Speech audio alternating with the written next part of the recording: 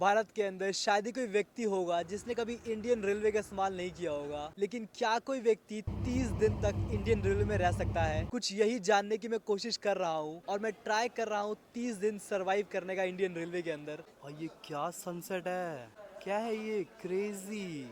एक दीदी से मैंने बात करी, उन्होंने बताया कि उनका मंथली रेंट 17 लाख रुपए है। उसके बाद भी जो अर्निंग है वो है ही नहीं। और अर्निंग कहाँ से होगी, क्योंकि ये नया स्टेशन है, यहाँ पे ट्रेन की इतनी फ्रीक्वेंसी नहीं है। एंड ये एक मात्र ट्रेन है जो हफ्ते में रोज चलती है। सो एक ट्रेन के पैसेंजर से तुम कितना ही कमा लोगे। जैसे ये 50 रुपए का है, ऑल्दो ये महंगा है, आई थिंक इसको 100 रुपए का होना चाहिए।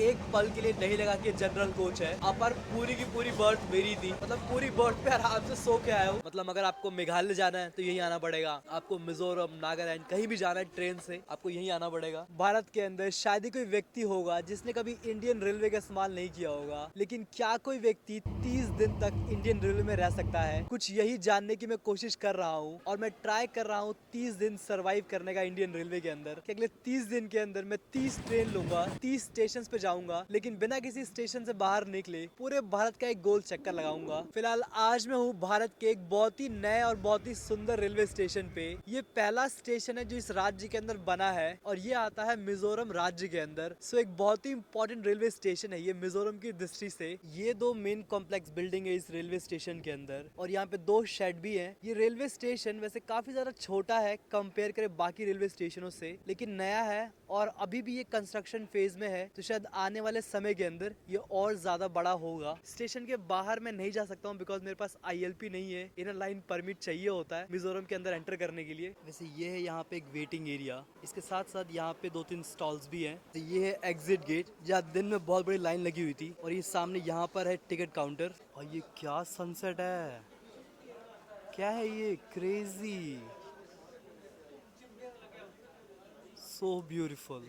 टिकट ले ली है मैंने करीबन 175 रुपए की। वैसे मिजोरम एक्सपेंसिव है बाकी राज्यों के कंपैरिजन में, बट जब बात इंडियन रेलवे की आती है तो प्राइस हर जगह फिक्स है। वैसे ऑन अ सीरियस नोट एक बहुत ही इंपॉर्टेंट इन्फॉर्मेशन इस स्टेशन के बारे में जो मैं देना चाहता हूँ आज के डेट में। सिंस ये स्टेशन बहुत ज्यादा नया है, यहाँ गिनती की ट्रेन आती है। यहाँ पे एक ट्रेन दिल्ली से आती है आनंद विहार से राजधानी, उसके अलावा यहाँ पे एक ट्रेन सिलचर, एक ट्रेन गुवाहाटी और एक ट्रेन कोलकाता से आती है। तो ये 4 ट्रेन की सर्विस है यहाँ पे, जिसके वजह से यहाँ पे जो वेंडर्स है ना, इन वेंडर ने पैसे तो बहुत सारे दे रखे हैं। मतलब इनका जो रेंट जाता है यहाँ पे करीबन लाखों रुपए का रेंट है यहाँ पे। एक दीदी से मैंने बात करी, उन्होंने बताया कि उनका मंथली रेंट 17 लाख रुपए है। उसके बाद भी जो अर्निंग है वो है ही नहीं। और अर्निंग कहाँ से होगी, क्योंकि ये नया स्टेशन है, यहाँ पे ट्रेन की इतनी फ्रीक्वेंसी नहीं है। सो जो भी ये टेंडर देता है ना इन लोगों को, भाई थोड़ा ध्यान रखो यार, मतलब क्या कर रहे हो। जब पता है कि यहाँ पे फ्रीक्वेंसी नहीं है ट्रेन की, थोड़ा रेट कम चार्ज करो, जब फ्रीक्वेंसी बढ़ जाएगी तो रेट ज्यादा चार्ज करना। ये मेरा पॉइंट था। फिलहाल चलते चलते मैं पहुंच गया हूँ जनरल कोच के सामने और ये रेलवे ट्रैक पार करूंगा मैं अभी और जाऊंगा जनरल कोच की तरफ। जनरल कोच डेफिनेटली खाली है।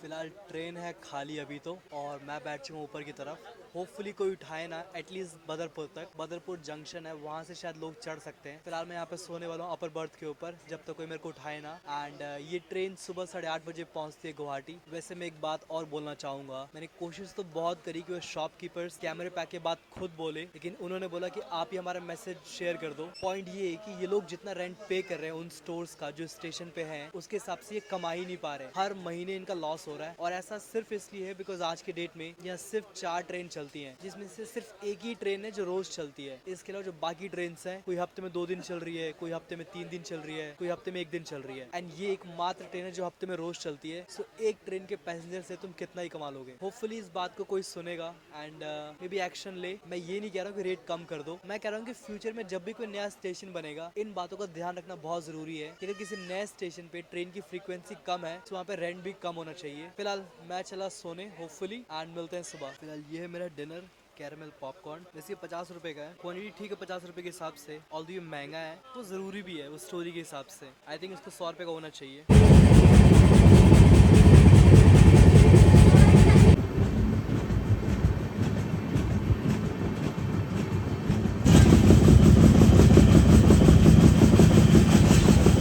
क्या ही बढ़िया नींद आई है। मतलब ये जनरल कोच है, लेकिन एक पल के लिए नहीं लगा कि जनरल कोच है। पर पूरी की पूरी बर्थ मेरी थी, मतलब कोई चढ़ा नहीं, शायद कोई चढ़ा तो किसी ने मुझे उठाया नहीं। मतलब पूरी बर्थ पे आराम से सो के आया हूँ। हाँ, वॉशरूम बहुत ज्यादा गंदा है क्योंकि ट्रेन जब कल वहाँ पहुंची है, वहाँ पे कोई सफाई नहीं हुई है। तो इस ट्रेन की सफाई हर 2 दिन में एक बार होती है सिर्फ गुवाहाटी के अंदर। अब ये ट्रेन गुवाहाटी जाएगी, वहाँ पे इसकी सफाई होगी, तो इस पे काम किया जाना चाहिए। फिलहाल ट्रेन एक अच्छी स्पीड पे चल रही है। अगला स्टेशन गुवाहाटी है, करीबन 1-1.5 घंटे में।